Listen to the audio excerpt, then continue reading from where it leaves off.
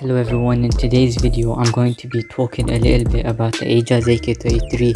So right out the box, the first thing you notice is the aluminium base, which not only feels nice, it adds to the sound of the switches. The Ajazz AK33 costs around £30 or $40, which is like one of the cheapest keyboards you can get.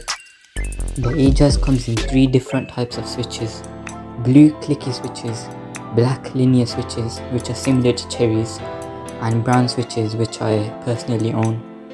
The Ajazz comes in 2 colors, white and black. If you get the white one, you're limited to a blue backlit keyboard, but if you get the black one, you can have RGB or a white backlit keyboard. The white backlit keyboard is cheap.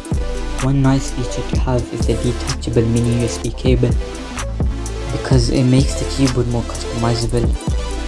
You can buy a custom cable from spacecables.net. I'll put a link in the description below.